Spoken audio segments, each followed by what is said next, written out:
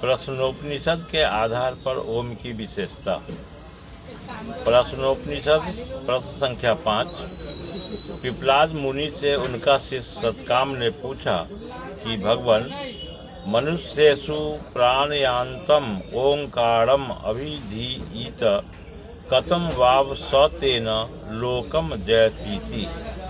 अर्थ, मनुष्यों में जो कोई मृत्यु के अंत समय में उस ओंकार का ध्यान करे, निश्चय वह उससे कौन से लोक पर विजय प्राप्त करता है।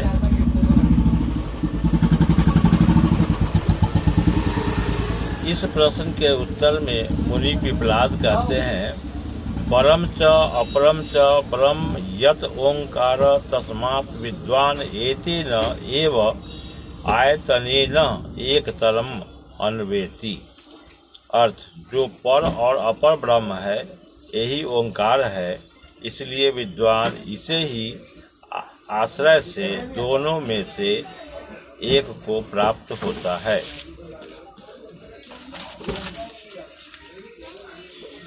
मुनि आगे कहते हैं, स यदि एकमात्रम अभिध्यायित स तेन एव संवेदितः तूर्णम एव जगत्याम अभिसंपद्यते तम रीचः मनुष्यलोकम उपनयन्ते स तत्र तपसा ब्रह्मचर्येण श्रद्धया संपन्नः महिमामानम अनुभवति।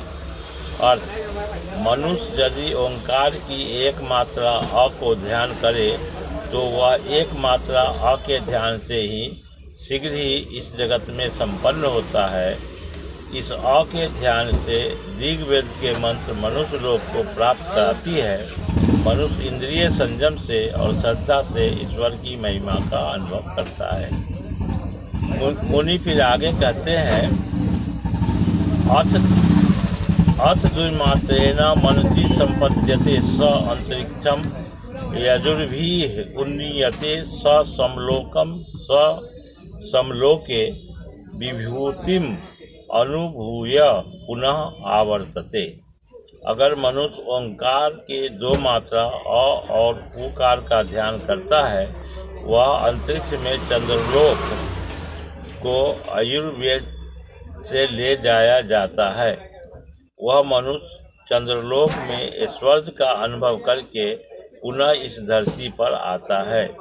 आगे फिर से मुनि कहते हैं, यह पुनः एतम त्रिमात्रेण ओम इति एतेन एव अक्षरेण परम पुरुषम अभिध्यायित स तेजसी सूर्येण संपन्नः पापमना विनिर्मुक्त स सामभि उन्नीयते ब्रह्मलोकम सह एतस्मात्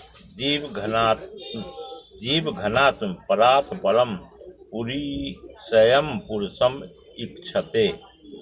तीन मात्रा वाले ओम से परम पुरुष को ध्यान कर वह सूर्य लोक को प्राप्त होता है।